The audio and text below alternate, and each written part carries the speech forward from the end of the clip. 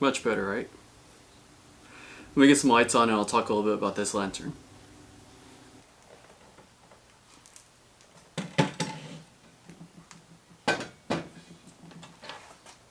So what I got here today is the UCO, this is their, I think, well, it's not the smallest one, but their second to smallest candle lantern.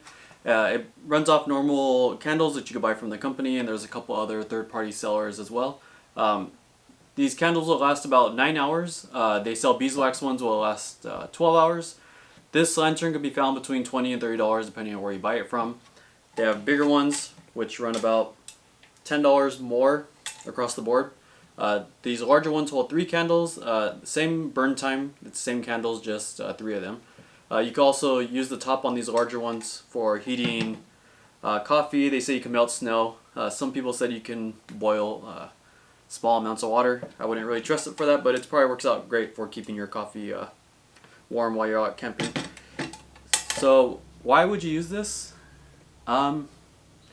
It's not super practical, but there's something about just real fire that I enjoy. As you can tell, I've been on a lantern thing.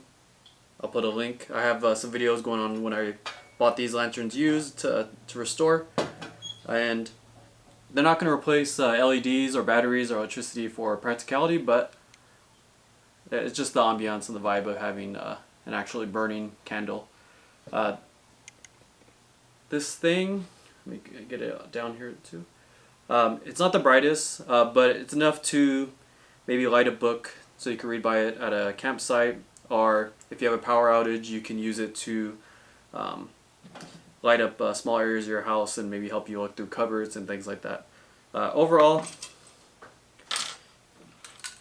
I'm not sure, a lot of people kind of categorize this as a survival thing and something that's nice to have at your house. I really don't know how much more practical it is to have spare candles around versus maybe spare batteries for a LED lantern. So I wouldn't really go that far to say it's a survival thing, but it definitely is a fun little product, and I like to have it around. I'll have it in my office sometimes just lit, just if I want some soft light around the house. This larger one I plan on taking camping, and like I mentioned, using it to just keep my drinks warm around the campsite. So nice short video today. Like I mentioned in the beginning of the video, I think there's a lot of bad reviews on these, and I've been using them for a bit, at least this one for a bit, to know, kind of get a rough idea of what I think people are doing wrong. Some things kind of about when you're using candles, you should always kind of cut the wick to about 1/4 of an inch before you actually use the candle. These ones are new, you might not be able to tell, but the wicks when they come from the factory are about 3/4 of an inch to almost an inch long. In the manual it says you can just light it and they're ready to use.